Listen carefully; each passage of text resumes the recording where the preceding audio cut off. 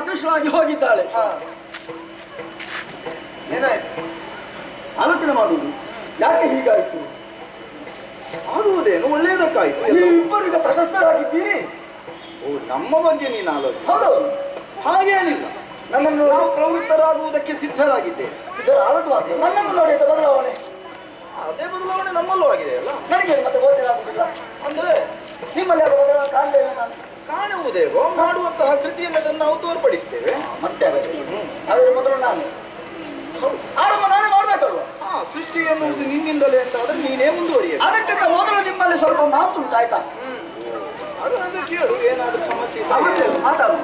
ಹೀಗೆ ಸುಮ್ಮನೆ. ಹೌದೌದು, ಮೊದಲಾಗಿ ಅಮ್ಮ ಕರೆದು ಹೇಳಿದ ಮಾತು, ಮಗನೇ ಬ್ರಹ್ಮ. ಬ್ರಹ್ಮನಿಗೆ ಏನು ದೊಡ್ಡದು ಅಷ್ಟೇ, ಮತ್ತೆ ಶ್ರೇಷ್ಠ. ಹೌದು, ಅಷ್ಟೇ, ಮತ್ತೆ ಜೊತೆಗೆ ಅನುಗ್ರಹ. ಮಗನೇ ಬ್ರಹ್ಮ, ರಾಜಸ ಗುಣಭರಿತನಾಗಿರು. ಈಗ ನಾನು ನನ್ನ ಬಗ್ಗೆ ತರ್ಕಿಸಿಕೊಳ್ಳು. ಸರಿಯಾಗಿ ಅರ್ಥ ಆಗದಿದ್ದರೆ ಸ್ವಲ್ಪ ತರ್ಕ ಮಾಡಿದ್ರೆ ಮತ್ತೆ ನನ್ನ ಬಗ್ಗೆ ನಾನು ತರ್ಕ ಮಾಡಲೇಬೇಕು. ಯಾಕೆ? ನನ್ನ ಉದ್ಯೋಗ ಹಾಕುಂಟಲ್ಲ, ಹಾಗಾಗಿ ತರ್ಕ ಮಾಡುವುದು. ಯಾವುದು? ಹೋದ ಕಲ್ಪದಲ್ಲಿ ಲಯವಾದಂತಹ ಸಕಲ ಜೀವಿಗಳನ್ನು ಸೃಜಿಸುವವ ನಾನು. ಹಾಗಾದ್ರೆ ಅಲ್ಲಿ ಬಂದ ಜೀವಿಗಳು, ಆ ಜೀವಿಗಳ ಸೃಜನೆ, ಅವುಗಳಿಗೊಂದು ವ್ಯವಸ್ಥೆ, ಆ ವ್ಯವಸ್ಥೆಗೆ ಒಬ್ಬ ವ್ಯವಸ್ಥಾಪಕ. ಯಾಕೆ ನಾವಿದ್ದೇವಲ್ಲ ಮೂವರು? ಆಗುವುದಿಲ್ಲ. ಅಥವಾ ಅಮ್ಮ ಇದ್ದಾಳಲ್ವಾ? ಆಗುವುದಿಲ್ಲ. ಯಾಕೆ ಆಗುವುದಿಲ್ವ? ನೀನು ನನಗೆ ಆಗುತ್ತದೆ. ನಾನೇ ಸೃಜನೆ ಮಾಡುದು, ಅವುಗಳಿಗೆ ವ್ಯವಸ್ಥೆ ನಾನೇ ಮಾಡುದು. ಅಲ್ಲಿ ವ್ಯವಸ್ಥಾಪಕರು ನಾನೇ. ಹೌದು, ಅಲ್ಲಿಂದ ಇಲ್ಲಿ ತರುವುದಕ್ಕೆ ನೀನೇ ಮಾಡತಕ್ಕದ್ದು. ನಾನೇ ಮಾಡ್ತೇನೆ. ಅಲ್ಲಿಗೆ ಆಯ್ತಾ? ಈಗ ಇಲ್ಲಿ ಯೋಚನೆ ಮಾಡುವುದು. ಆ ನಂತರದಲ್ಲಿ ನಾನಿದ್ದೇನೆ, ಅವರಿದ್ದೇನೆ. ಅದು ಮತ್ತೆ ಅದು ಆ ಬಳಿಕ ಮತ್ತೆ ಇಲ್ಲಿಗೆ ಆಲೋಚನೆ. ಇಲ್ಲಿ ಸ್ವಲ್ಪ ಯೋಚನೆ ಮಾಡ್ಲಿಕ್ಕೆ ಉಂಟು. ಈಗ ನೀರ ಮೇಲೆ ನಾವು ಮೂವರು. ಹೌದಾ? ಹೌದು. ಅಮ್ಮ ಅದೃಷ್ಟರಾಗಿ ಹೋಗಿದ್ದಾಳ, ಗೊತ್ತಾಗಿದೆ. ಹಾಗಾದ್ರೆ ಈ ಮೂವರಿಗೆ ಒಂದು ಯಜಮಾನ ಬೇಕಲ್ವಾ? ಮೂವರಿಗೆ ಯಾಕೆ ಯಜಮಾನ? ಮೂವರಲ್ಲಿ ಯಜಮಾನ. ಮೂವರಲ್ಲಿ ಯಜಮಾನ. ಹೌದೌದು. ಯಾರಾದೀತು? ಯೋಚನೆ ಮಾಡ್ಲಿಕ್ಕಿಲ್ಲ, ನೀನು ಮಾತಾಡ್ಲಿಕ್ಕಿಲ್ಲ, ನೀನು ಮಾತಾಡ್ಲಿಕ್ಕಿಲ್ಲ. ಯೋಚನೆ ಆಯ್ತು, ಎಲ್ಲ ವ್ಯವಸ್ಥೆ ಹಾಗೆ ಆಯ್ತು. ಯಾರು? ರಾಜಸ ಗುಣವುಳ್ಳಂತ ಈ ಬ್ರಹ್ಮನೇ ಸರಿ.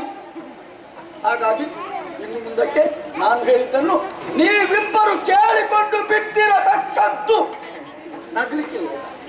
ಮತ್ತಿನ್ನೇನು? ಒಟ್ಟು ನಿನಗೊಬ್ಬ ಯಜಮಾನನಾಗಬೇಕು ಎನ್ನುವ ಹೌದು. ಹಾಗೆ ಒಟ್ಟು ಯಜಮಾನನಾಗ ಕೂಡ ಮತ್ತೆ ಸರಿಯಾದಂತಹ ಯೋಗ್ಯತೆ ಸಂಪನ್ನನಾಗಿರಬೇಕು. ಕಡಿಮೆ ಉಂಟು ಅಂತಲ್ಲ, ಮತ್ತೆ ನಮಗಿಂತ ಏನು ಹೆಚ್ಚುಂಟು ಎನ್ನುವುದೇ ಇರುವುದು. ಸಮಾನವಾಗಿಯೇ ನಮ್ಮನ್ನು ಸೃಷ್ಟಿಸಿದ್ದಾಳೆ ಎನ್ನುವಾಗ ಏಕಕಾಲದಲ್ಲಿ ಉತ್ಪನ್ನಕ್ಕೆ ಬಂದಂತಹ ನಮ್ಮಲ್ಲಿ ಈ ಮೇಲು ಕೀಳು ಎನ್ನುವಂತಹ ಭಾವ ಬರಲೇ ಕೂಡ. ನಿನಗೆಂತ ಉದ್ಯೋಗ, ಅವನಿಗೆ ಒಂದು ಉದ್ಯೋಗ, ನನಗೂ ಒಂದು ಉದ್ಯೋಗ. ಈ ಪರಸ್ಪರ ಒಂದೊಂದು ಉದ್ಯೋಗವನ್ನು ಹೊಂದಿದಂತಹ ನಮ್ಮಲ್ಲಿ ಒಬ್ಬ ಯಜಮಾನನಾಗುವುದು, ಮತ್ತೊಬ್ಬ ಸೇವಕನಾಗುವುದು ಎನ್ನುವುದಕ್ಕೆ ಅರ್ಥವೇ ಇಲ್ಲ. ಬಹುಶಃ ನೀನೇ ಹೇಳಿದೆಯ, ನನಗೊಂದು ಅನುಗ್ರಹವಾಗಿದೆ ಎನ್ನುವ ಹಾಗೆ. ರಾಜಸ ಗುಣ ಎನ್ನುವುದು, ಹಾಗಾದ್ರೆ ಸತ್ವಗುಣ ಎನ್ನುವುದನ್ನು ನಾನು ಹೊಂದಿದ್ದೇನೆ, ತಮೋಗುಣ ಭರಿತನಾಗಿ ಅವನೂ ಇದ್ದಾನೆ ಅನುಗ್ರಹದಿಂದ ಎನ್ನುವಾಗ ನಿನಗೇನು ವಿಶೇಷವಾದ ಅನುಗ್ರಹ ಅಲ್ಲವೇ ಅಲ್ಲ. ಹಾಗಿರುವಾಗ ನೀನ್ ಯಾಕೆ ಯಜಮಾನನಾಗಬೇಕು? ನಿನಗೆ ವಿಷಯ ಗೊತ್ತಾಗಿದೆ ಏನು? ರಾಜಸಂದ್ರೆ ಉಂಟಲ್ಲ, ಅಲ್ಲಿ ರಾಜತ್ವ ಇರ್ತದೆ. ರಾಜತ್ವ ಇರ್ತದೆ ಹಾಗೆಂದು ಅದಕ್ಕೆ ಅಹಂಕಾರ ಎನ್ನುವುದು ಮೇಳೈಸಕೂಡದು. ಸುಮ್ಮನೆ ಮತವನ್ನು ಯಾಕೋ ಹೊಂದುವುದು. ಅಮ್ಮ ನೇಮ ಇಟ್ಟಿದ್ದಾಳೆ, ಅದನ್ನು ನೀನು ಮುಂದುವರಿಸು. ಅಲ್ಲ, ನೇಮದಲ್ಲಿ ನಾನು ತೊಡಗಿಸಿಕೊಳ್ತೇನೆ. ನಿನ್ನ ಗುಣ ಯಾವುದು? ಸತ್ವ. ಸತ್ವ ಅಂದ್ರೆ ಇರ್ತದೆ. ಸತ್ವ ಅಂದ್ರೆ ಸಪ್ಪೆ ಏನಿಲ್ಲ ಅದರಲ್ಲಿ. ಯಾರು ಹೇಳಿ? ಅದು ನಾನೇ ಹೇಳುದು. ಮಾತಾಡ್ಬೇಡ. ಹೋಗಿ ಹೋಗಿ ನಾನು ಅವನಲ್ಲಿ ಮಾತಿಗೆ ಆರಂಭ ಮಾಡಿ ನನಗೆ ಸರಿ ಉಂಟ ಹೇಳು. ನಿಜವಾಗಿ ಎಂತದ್ದು ಸರಿ ಇಲ್ವಾ? ಮಾತಿಗೆ ಆಡಿದ್ದು ನಾನು. ಒಮ್ಮೆ ಸತ್ಯ ಹೇಳುವುದಂದ್ರೆ ನನ್ನ ಮಾತು ಅವನಿಗೆ ಪಟ್ಟಿಯೂ ಆಗುವುದಿಲ್ಲ, ನನ್ನ ಮಾತು ಅವನಿಗೆ ಅರ್ಥವೂ ಆಗುವುದಿಲ್ಲ. ನಿನ್ನನ್ನು ನೋಡುವಾಗ ಹಾಗಲ್ಲ, ಅರ್ಥ ಮಾಡಿಕೊಳ್ಳುವಂತ ಸಾಮಾನ್ಯವಾಗಿ ಉಂಟು ತಾನೆ. ಹಾಗಾದ್ರೆ ತಡೆ ಯಾಕೆ? ಅವ ಹೇಳಿದ್ರೆ ನೀನಾದ್ರೂ ಹೇಳಿಬಿಡು, ಬ್ರಹ್ಮ ದೊಡ್ಡವ ಅಂತ. ಬ್ರಹ್ಮ ನಾವು ಸ್ವಲ್ಪ ಬದಲಾವಣೆ ಮಾಡಿ. ಬದಲಾವಣೆ ಅಷ್ಟು ಸಾಕು. ಈ ಮಾತನ್ನು ನೀನು ನನಗೆ ಹೇಳಿದ್ರೆ ಹೇಗೆ? ನಿನಗೆ ಯಾಕೆ ಹೇಳ್ಬೇಕು? ನೀನು ದೊಡ್ಡವ ಯಾಕೆ ಹೇಳ್ಬೇಕು? ಆಧಾರ ಉಂಟು ನನ್ನಲ್ಲಿ. ನಿನ್ನಲ್ಲಿ ಆಧಾರ ಇದ್ರೆ ಸಾಕಾಗುದಿಲ್ಲ ಪುಣ್ಯಾತ್ಮ. ಇದ್ದಂತ ಆಧಾರವೆಲ್ಲ ಹೊಂದಾಣಿಕೆ ಆಗ್ಬೇಕಾಯ್ತಾ? ಆದಿವಾರಿಯ ಪ್ರತ್ಯಕ್ಷನಾಗಿ ನನಗೂ ಅನುಗ್ರಹವನ್ನು ಮಾಡಿದ್ದ. ಹಾಗೆ ಬಾಲದಲ್ಲಿ ಒಂದು ಹೆಚ್ಚಿನದಾದಂತಹ ಕಣ್ಣನ್ನು ಹೊಂದಿರುವ ನೀನೇ ಹರ. ಹೌದು, ಕೈಲಾಸದಲ್ಲಿ ಇಟ್ಟುಕೊಂಡು ಲಯದ ಕಾರ್ಯವನ್ನು ಮಾಡು. ಸಾಮಾನ್ಯವಾಗಿ ಲಯ ಅಂದ್ರೆ ಮುಗಿಸುವುದಂತ ಒಮ್ಮೆಲೆ ಮುಗಿಸುವುದಕ್ಕೆ ಆಗುವುದಿಲ್ಲ. ಮೊದಲು ನೀನು ಸೃಷ್ಟಿ ಮಾಡಬೇಕು, ಹರಿಗೆ ಅದನ್ನು ಪಾಲಿಸಬೇಕು, ನಂತರ ನಾನು ಲಯಗೊಳಿಸಬೇಕು. ಈಗ ನಿಯಂತ್ರಿಸಬೇಕಾದದ್ದು ಏನು? ನಿಯಂತ್ರಣ ತಪ್ಪಿದ್ದ. ಹಾಗಿರುವಾಗ ಈಗ ನೀನು ಯೋಚಿಸಬೇಕು, ಸೃಷ್ಟಿಸುವ ನೀನು ದೊಡ್ಡವನಾದ್ರೆ ನಿಯಂತ್ರಿಸುವ ನಾನು ನಿನ್ನಿಂದಲೂ ದೊಡ್ಡವ. ನಿನ್ನ ಲೆಕ್ಕಾಚಾರ ಒಳ್ಳೆದು. ಹಾಗಿರುವಾಗ ನನಗೂ ಯಜಮಾನ ಆಗುವುದಕ್ಕೆ ಅರ್ಹತೆ ಉಂಟು. ಮನಸ್ಸು ಉಂಟು. ಯಜಮಾನ ನಾನು ಆಗುವುದು. ಮತ್ತೊಂದು ವಿಚಾರ, ಬ್ರಹ್ಮ ಸೃಷ್ಟಿಗೆ ಒಂದು ಪ್ರಾಮುಖ್ಯತೆ ಬರಬೇಕು. ನಮ್ಮ ಈವರ ಕಾಯಕ ಕಾಣಬೇಕು, ಪೂರಕವಾಗಿರ್ಬೇಕು. ಇಲ್ಲದಿದ್ರೆ ಬ್ರಹ್ಮ ಸೃಷ್ಟಿ ಏನು ಪ್ರಯೋಜನ ಇಲ್ಲದಾಗಿ ಆಗ್ತದೆ. ಪ್ರಯೋಜನ ಅಲ್ಲ ಅಂತ ಪೂರಕ ಬೇಕು ಅಂತ. ಅಷ್ಟು ಮಾತ್ರ ಅಲ್ಲ, ಮತ್ತೆ ಮುಖವನ್ನೊಮ್ಮೆ ಸರಿಯಾಗಿದೆ. ಈ ಸಲ ಮುಖ ನೋಡಿದ್ರೆ ಏನು ಸುಖವೇ ಇಲ್ಲ. ಒಮ್ಮೆ ನೋಡು, ಎಂತದ್ದು ನಮ್ಮ ಹಾಗಿದ್ದೀನಿ ಮಾತಂತ. ಮನೆಯನ್ನು ನೋಡು. ಅದೆಂತದ್ದು ಚಿತ್ರ ಬಾಲದಲ್ಲಿ ಹೆಚ್ಚಿನದಾದಂತಹ ಕಣ್ಣು. ಅದು ಕಣ್ಣ ಹೆಚ್ಚಿನ ಕಿಚ್ಚಿನ ಮುಚ್ಚಿದ್ಯಾಕೆ? ಕಾರಣ ಕಣ್ಣನ್ನು ತೆರೆದನೆಂದಾದರೆ ಸಕಲವನ್ನು ಸುಡುವಂತಹ ಶಕ್ತಿ ಸಾಮರ್ಥ್ಯ ನನ್ನಲ್ಲಿ ಉಂಟು. ಹೌದಾ?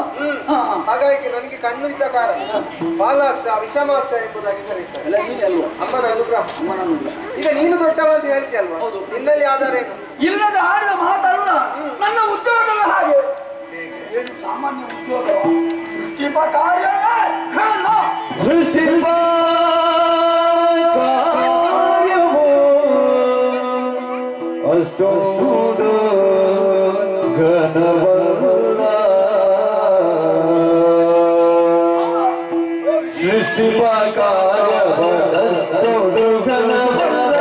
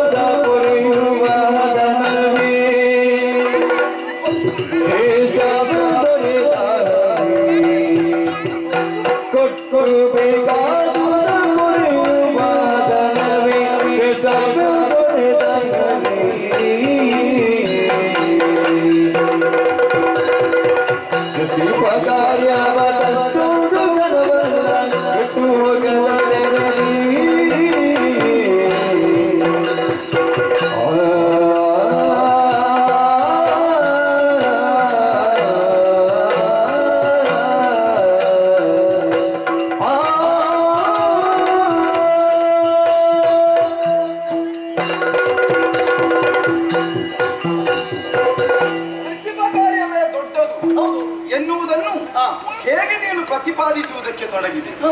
ಕೇವಲ ಆರಂಭದಲ್ಲಿ ಉಂಟು ಎನ್ನುವ ಕಾರಣ. ಹಾಗಾದ್ರೆ ನಂತರದ ಕಾಯಕಗಳು ಅದು ಮತ್ತೆ ಗೌಣ. ಏನು ಗೌಣವು? ನನ್ನ ಲೆಕ್ಕದಲ್ಲಿ ನಿಜವಾಗಿಯೂ ನೀನು ಪ್ರಧಾನವಾದ ಉದ್ಯೋಗಗಳನ್ನು ಗೌಣವಾಗಿಸಿದೆ. ನಿನ್ನದೇ ಪ್ರಧಾನ ಎನ್ನುವುದನ್ನು ಹೇಳುವುದಕ್ಕೆ ನನ್ನದೇ ಪ್ರಧಾನ ಹಾಗಲ್ವೇ ಅಲ್ಲ. ನಿನ್ನದು ಧನಾತ್ಮಕವಾದ ಉದ್ಯೋಗ ಹೌದು. ಕಳೆದ ಕಲ್ಪದಲ್ಲಿ ಇದ್ದದ್ದನ್ನು ಇಲ್ಲಿ ತೋರಿಸಿಕೊಡುವುದಷ್ಟೇ. ತೋರಿಸುದ ಅದ್ರ ಪ್ರಕಟಗೊಳಿಸುವುದು ಜಡದಲ್ಲಿದ್ದದ್ದು, ಆಮೇಲೆ ಅದಕ್ಕೊಂದು ನೂತನವಾದ ಚೈತನ್ಯ ಕೊಡುವುದು. ಹಾಗಿರುವಾಗ ಘನ ಅಲ್ಲ ಅಂತ ಹೇಳಲಿಕ್ಕಾಗುವುದಿಲ್ಲ. ಯಾಕಂದ್ರೆ ಘನ ಹೌದು ಅನ್ನಬಹುದು. ಘನವೇ ಘನವೇ. ಘನ ಅಂದ್ರೆ ಜಡ. ಸಾಧಾರಣ ಶಬ್ದಾರ್ಥ ಒಂದೇ ಇಲ್ಲ, ಬೇರೆ ಬೇರೆ ಉಂಟು. ಅದು ಬೇಡ. ಮತ್ತಿನ್ನೇನು? ಯಾವುದು? ನೀನು ಹೇಗೆ ಅದನ್ನು ಸೃಷ್ಟಿ ಮಾಡುತ್ತಿ ಎನ್ನುವುದು ಪ್ರಮುಖ ಅಲ್ಲ. ಆಮೇಲೆ ಸೃಷ್ಟಿ ಮಾಡುವಲ್ಲಿ ಅದಕ್ಕೆ ಬೇಕಾದುದನ್ನು ಒದಗಿಸಬಲ್ಲವನು ಯಾರು ಎನ್ನುವುದು ಅದು ನನ್ನಲ್ಲುಂಟು ಅಂತ. ಋಣಾತ್ಮಕವಾದಂತಹ ಉದ್ಯೋಗವನ್ನು ಅವನು ಮಾಡುತ್ತಾನೆ ನಂತರದಲ್ಲಿ. ಈ ಮಧ್ಯೆ ಒಳ್ಳೆಯ ಗುಣಾತ್ಮಕನಾಗಿ ವ್ಯವಹರಿಸಬಲ್ಲವನು ನಾನು. ಸರಿಯಾಗಿ ಮನಸ್ಸಿಟ್ಟು ಕೇಳು. ಒಂದು ಸೃಷ್ಟಿ ಅಥವಾ ಒಂದು ಯಾವುದೇ ಒಂದು ವ್ಯಕ್ತಿ ಆಗಲಿ ಜೀವಿ ಆಗಲಿ ನಿನ್ನ ಸೃಷ್ಟಿಯಿಂದ ಉತ್ಪನ್ನಕ್ಕೆ ಬಂದದ್ದು. ಅದು ಮೇಲ್ಮೆಯನ್ನು ಹೊಂದುವುದು ಯಾವಾಗ ಬಲ್ಲೆ? ಯಾವಾಗಲೂ ಜನ್ಮದಿಂದ ಅಲ್ಲವೇ ಅಲ್ಲ, ಮತ್ತೆ ಆಮೇಲಿನ ಸಾಧನೆಯಿಂದಲ್ಲ. ಹೌದು. ಹಾಗಾದ್ರೆ ಆ ವ್ಯಕ್ತಿಯ ಸಾಧನೆಯ ಹಾದಿ ಎನ್ನುವುದು ನನ್ನ ಉದ್ಯೋಗದ ಅವಧಿಯಲ್ಲಿ ಮುಂದುವರಿಯುತ್ತದೆ ಎನ್ನುವಾಗ ನನ್ನ ಉದ್ಯೋಗವೇ ಶ್ರೇಷ್ಠ ಆಗ್ತದೆ. ಯಾಕಂದರೆ ಕಾಲ ಕಾಲಕ್ಕೆ ಬೇಕಾದ ಹಾಗೆ ಯಾವುದಕ್ಕೆ ಯಾವ ಪ್ರಮಾಣದಲ್ಲಿ ಏನೆಲ್ಲ ಬೇಕು ಎನ್ನುವುದನ್ನು ಕೊಡುವಂತಹ ಮಹತ್ವಕ್ಕೆ ಉದ್ಯೋಗವನ್ನು ದಯಪಾಲಿಸಿದ್ದಾಳೆ ಅಮ್ಮ ನನಗೆ. ಆದ್ದರಿಂದ ಸೃಷ್ಟಿಪ ಕಾರ್ಯ ಘನವಲ್ಲ, ಇವತ್ತು ನಾನೇ ಶ್ರೇಷ್ಠ ಅಂತೂ ನೀನು ನನ್ನನ್ನು ದೊಡ್ಡವ ಅಂತ ಒಪ್ಪುವುದಿಲ್ಲ. ಅಲ್ಲ, ಇಲ್ಲವೇ ಇರುವುದೇನೋ. ಸದ್ಯಕ್ಕೆ ನಿನ್ನಲ್ಲಿ ಮಾತಾಡ್ಲಿಕ್ಕೆ ಉಂಟು, ಮತ್ತೆ ಮಾತಾಡ್ತೇನೆ. ಆಲಿಸಿದವ ನೀನು ಸಮರ್ಪಕವಾದ ಉತ್ತರ ಬೇಕು.